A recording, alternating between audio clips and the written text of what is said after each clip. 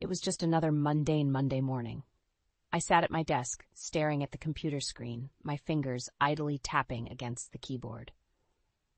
My eyes kept wandering to the bank statement lying next to me, a nagging feeling tugging at the back of my mind. Something wasn't right. I picked up the statement, scanning the list of transactions once again. A frown creased my forehead as I spotted the discrepancy, a recurring charge for an unfamiliar vendor amounting to a sizable sum each month. It didn't align with any of our typical expenses. "Nolan?" I called out to my husband, who was in the adjacent room. He poked his head through the doorway, his brows raised in question. "What's up, Bree?" I held up the bank statement, my eyes narrowing. "Do you know anything about these charges? They've been happening for a while now, and I can't figure out what they're for." Nolan glanced at the statement, his expression unreadable. He shrugged nonchalantly. "Must have slipped your mind. It's probably some subscription or something." I pursed my lips, unconvinced. "But for this much and for so long, I don't remember signing up for anything like this." He crossed the room, planting a kiss on my forehead. "You know how forgetful you can be sometimes," he said with a chuckle. "Don't worry about it. I'll look into it." His dismissive attitude only fueled my suspicion. I watched as he turned and left the room, a sinking feeling settling in the pit of my stomach. Throughout the day, my mind kept drifting back to the mysterious charges. Nolan's cavalier response did little to assuage my concerns. If anything, it made me more determined to uncover the truth. That evening, as we sat down for dinner, I broached the subject again. "So, did you ever figure out what those charges were for?" Nolan paused mid-bite, his eyes flickering briefly before settling on mine. "Nope, haven't had a chance yet, but I'm sure it's nothing to worry about." His lack of urgency only served to heighten my unease. "Nolan, we're talking about thousands of dollars here. How can you be so blasé about it?" He let out an exasperated sigh. "Brielle, I promise I'll look into it. But you need to trust me on this." Trust. The word hung heavy in the air, its weight pressing down on me. I wanted to trust him. I loved him, after all. But something deep within me refused to let go of the nagging doubt. As the days passed, the mysterious charges continued to appear, and Nolan's promises to investigate remained unfulfilled. The seed of suspicion had been planted, and with each passing day, it took root, growing stronger and more insidious. I knew I couldn't ignore it any longer. I had to get to the bottom of this, no matter where the truth might lead. The days blurred together, each one more strained than the last. Nolan's late nights at the office became more frequent, his excuses growing flimsier with each passing week. The distance between us seemed to widen with every lie that slipped from his lips. "Another late meeting," he muttered one evening as he rushed out the door, his tie askew and his briefcase haphazardly stuffed with papers. I didn't bother responding. What was the point? Theo, our 8-year-old son, watched his father's departure with a puzzled frown. "Mom, why is Dad always working so late?" I forced a smile, ruffling his hair. "He's just been really busy lately, sweetheart. Don't worry about it." But Theo's innocent question stirred something within me.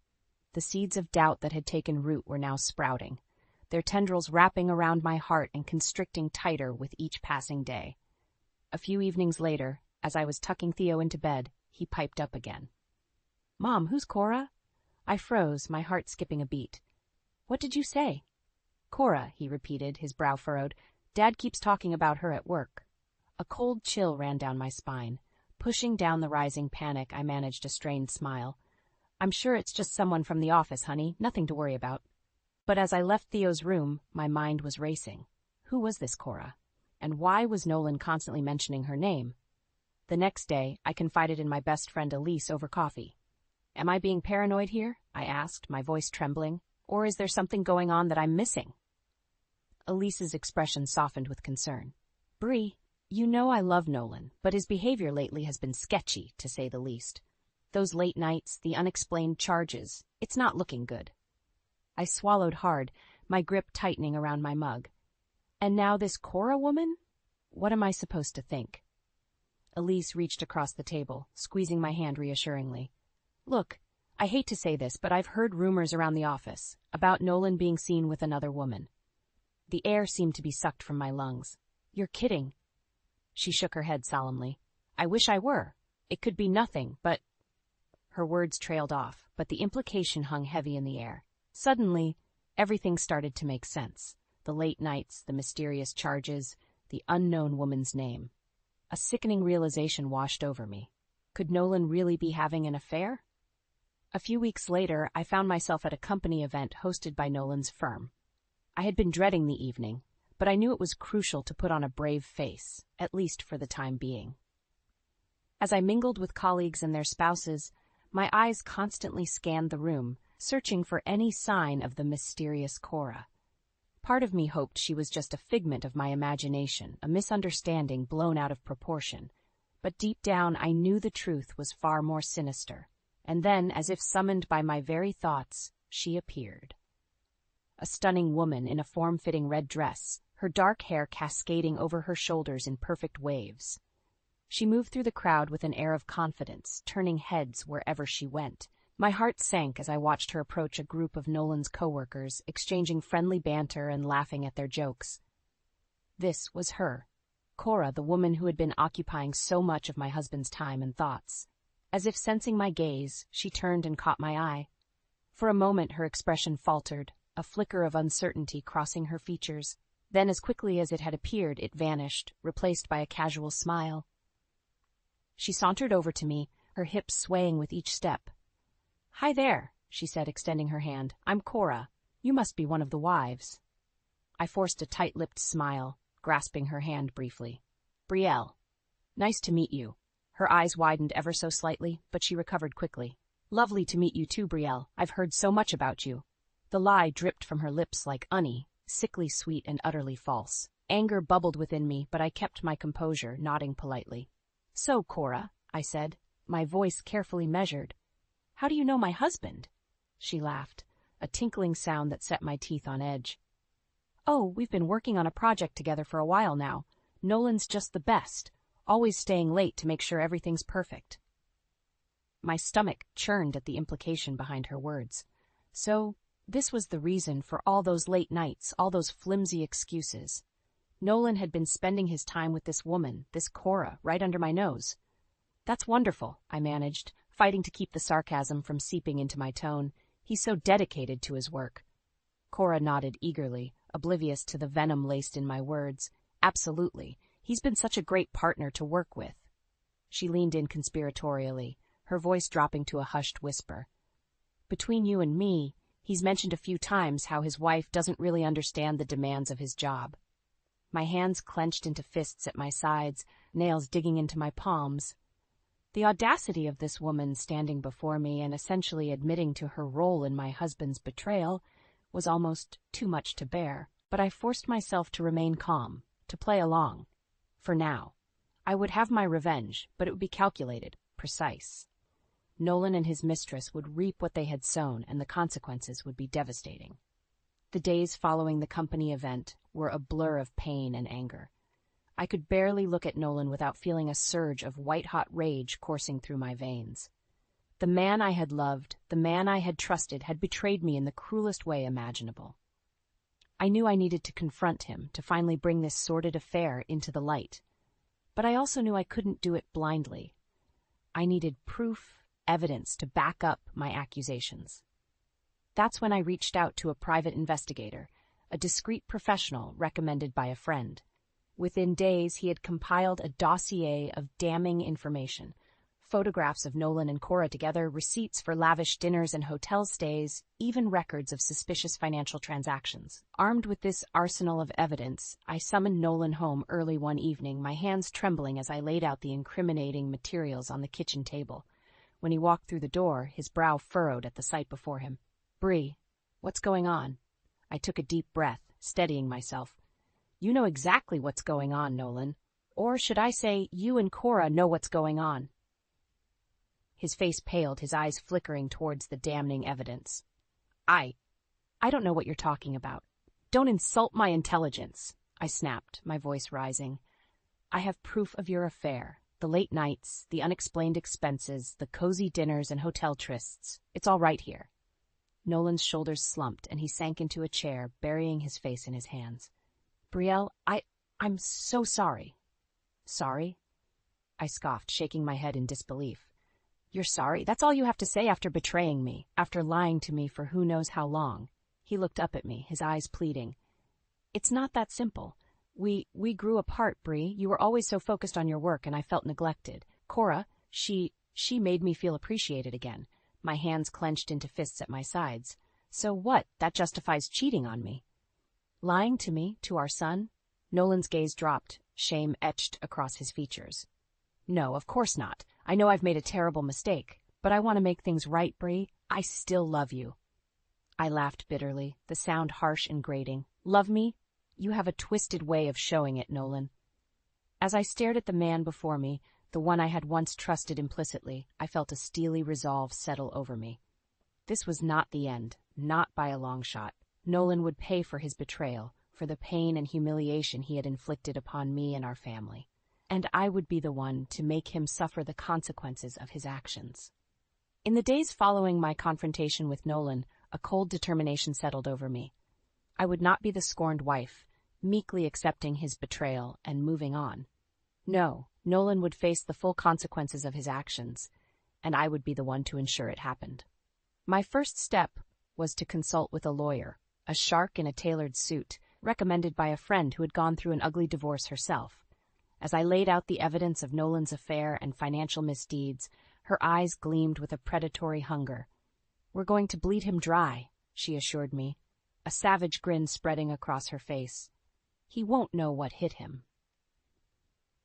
With her guidance, I began meticulously documenting every transaction, every shred of proof that could be used against Nolan. Late nights were spent poring over bank statements and credit card bills, tracking the money he had funneled away to support his dalliances with Cora. Nolan, oblivious to the storm brewing, continued with his routine, working late, spinning his lies, and no doubt reassuring his mistress that everything would be fine. Little did he know, the ground was crumbling beneath his feet. In the meantime, I took steps to protect myself and Theo.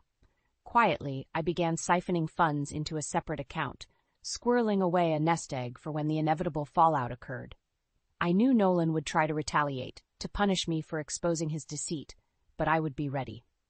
Elise, my ever-loyal friend, was a constant source of support during this time. Over coffee and tear-stained tissues, she listened as I poured out my rage and anguish, offering a steady shoulder to lean on. You're doing the right thing, Bree, she assured me, her eyes fierce with determination. That bastard deserves everything that's coming to him. With each passing day, my resolve only grew stronger. I was a woman possessed, driven by a burning desire for justice and retribution. Nolan had betrayed me in the most intimate way possible, and he would pay dearly for that transgression.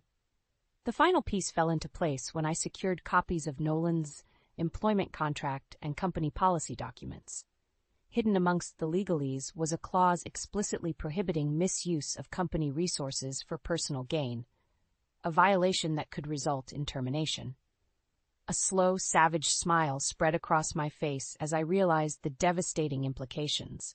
Not only would Nolan face the consequences of his actions in our personal lives, but his professional world was about to come crashing down as well. With the evidence compiled and my ducks in a row, I felt a sense of grim satisfaction. Nolan had made his bed, and now it was time for him to lie in it. The only question remaining was how far I would go to ensure his rightful punishment was carried out. And the answer? As far as it took.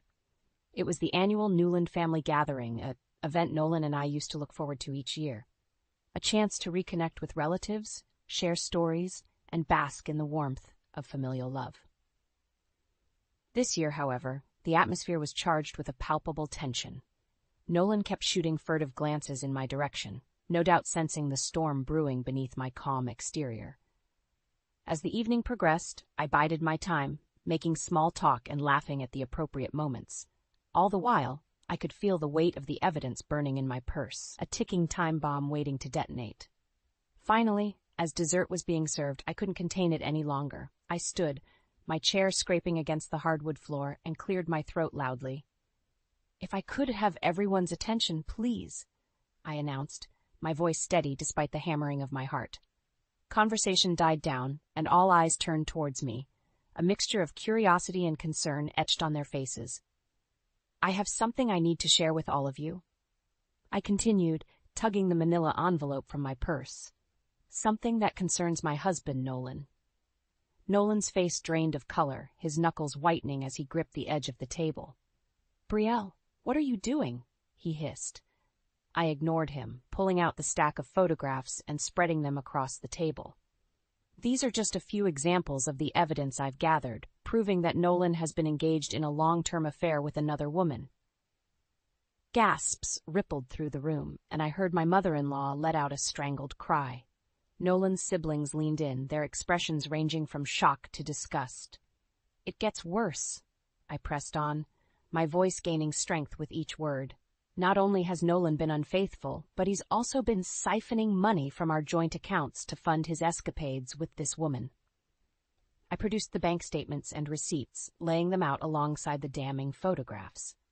Brielle, please, Nolan pleaded, his face ashen. This isn't the place. No, this is exactly the place, I snapped, rounding on him. You made your choices, Nolan. Choices that betrayed our vows, our family. Now it's time for you to face the consequences in front of everyone who knows us. Silence hung heavy in the air, punctuated only by the occasional sniffle or muffled sob. Nolan's head was bowed, his shoulders slumped in defeat. But I wasn't done yet. There's one more thing, I said, pulling out the final document, the copy of Nolan's employment contract. According to this, your actions constitute a gross misuse of company resources, which is grounds for immediate termination. Nolan's head snapped up, his eyes wide with horror. No, you can't. I can, and I will, I said, my voice laced with steel. You've left me no choice, Nolan. You brought this upon yourself. With that, I gathered my belongings and made my way towards the door, pausing only to look back at the shattered remains of my once happy family. I hope it was worth it, I spat, before turning on my heel and walking away, leaving Nolan to face the fallout of his betrayal head-on. The days following the family gathering were a whirlwind of activity. Nolan's betrayal had been laid bare for all to see, and the consequences were swift and merciless. I wasted no time in filing for divorce, citing irreconcilable differences and infidelity as the grounds. My lawyer, ever the shark, ensured that the proceedings moved swiftly, leaving Nolan little room to maneuver. He's finished, she assured me, a predatory gleam in her eye. We're going to take him for everything he's worth, and take him we did. With the evidence of his affair and financial misdeeds, I was able to secure a favorable settlement, full custody of Theo, the house, and a sizable portion of our assets. Nolan, for his part, seemed resigned to his fate. The once confident man was reduced to a shell of his former self, his arrogance replaced by a haunted, hollow look. Brielle, please, he begged during one of our meetings with the lawyers. Can't we try to work things out for Theo's sake? I fixed him with a cold, steely gaze. You should have thought about Theo before you decided to betray us. This is the bed you made, Nolan. Now lie in it. My words seemed to strike him like a physical blow, and he slumped back in his chair, defeated. But the true coup de grace was yet to come. With the divorce proceedings underway, I turned my attention to Nolan's professional life. Armed with the evidence of his misuse of company resources, I reached out to his firm's HR department, ensuring that the appropriate parties were made aware of his transgressions. Within days, the hammer dropped. Nolan was summoned to a meeting with his superiors, where he was confronted with the damning evidence of his affair and the financial trail leading back to the company. According to a friend who worked there, the confrontation was brutal, with Nolan's once respected reputation lying in tatters. In the end, he was given an ultimatum: resign immediately or face termination and potential legal action. Nolan, his pride in shreds, had no choice but to tender his resignation. The news spread like wildfire through our social circles and professional networks. Whispers and sidelong glances followed Nolan wherever he went, his name tainted by the scandal of his own making. As for Cora, the woman at the center of the storm, she too faced consequences. Her involvement with a married man and the misuse of company resources that entailed cost her own job and reputation. In the blink of an eye, the lives they had so carelessly betrayed me to build together came crashing down around them. And through it all, I remained steadfast, ensuring that Nolan's transgressions were laid bare for all to see. He had made his choices, and now he would pay the price, in full and with interest. It was a harsh lesson, but one that he had brought upon himself. And as I watched him grapple with the fallout, a part of me felt a grim sense of satisfaction. Justice, it seemed, had finally been served. The dust had finally settled, and the divorce was finalized. As I stood in the courtroom, listening to the judge's ruling, a sense of relief washed over me. The nightmare was over, and I had emerged victorious. Full custody of Theo, the house, and a substantial portion of our assets. It was more than I could have hoped for. Nolan, on the other hand, was left with little more than the tattered remnants of his once promising career and a mountain of debt. As we exited the courthouse, Elise was waiting for me, her face beaming with pride. "You did it, Bree," she exclaimed, pulling me into a tight embrace. "That bastard got exactly what he deserved." I nodded, my throat tightening with emotion. It's over, finally. In the weeks that followed, I focused on rebuilding my life, piece by piece. With Nolan's financial support, I was able to quit my job and take some much-needed time off, allowing me to be there for Theo in a way I hadn't been able to before. My son, bless his heart, seemed to be handling the upheaval remarkably well. He was too young to fully grasp the complexities of what had transpired, but he knew that his father's absence was a result of his own actions. "Daddy made some bad choices," he said to me one day, his brow furrowed in childlike contemplation. "But you're here for me, Mom. That's what matters." Those words, spoken with such innocent wisdom, filled me with a sense of pride and determination. I had fought tooth and nail to protect my family, to ensure that Nolan's betrayal didn't rob Theo of the stability and love he deserved. And now, as I looked towards the future, I saw a world of possibilities opening up before us. With the financial settlement and the weight of Nolan's betrayal lifted from my shoulders, I felt a newfound sense of freedom, a liberation from the shackles of my past. No longer was I the dutiful wife, blindly trusting and turning a blind eye to the harsh realities around me. I was a survivor, a fighter, a woman who had stared down adversity and emerged stronger for it. In the months that followed, I secured a new job, one that allowed me the flexibility to be present for Theo while still pursuing my own ambitions. It was a fresh start, a clean slate, and I embraced it wholeheartedly. As for Nolan, his life had crumbled around him, the consequences of his actions too severe to brush aside. From what I heard through the grapevine, he had been forced to take a menial job, his once promising career in ruins. Cora, too, had disappeared from the picture, her own reputation tarnished by the scandal. A part of me felt a twinge of pity for them, but it was quickly overshadowed by a sense of vindication. They had made their choices, and now they were living with the fallout. As I looked back on the tumultuous journey that had brought me to this point, I realized that I had emerged not just victorious, but transformed. The naive, trusting woman I had once been was gone, replaced by a fierce, self-assured version of myself. I was no longer a victim, but a survivor, a role model for my son and a testament to the power of perseverance in the face of adversity. And as I looked towards the future, I knew that no matter what challenges lay ahead, I would face them head-on, armed with the strength and resilience that had carried me through my darkest days. The path ahead was uncertain, but one thing was clear. I was in control of my own destiny, and nothing would ever shake that foundation again.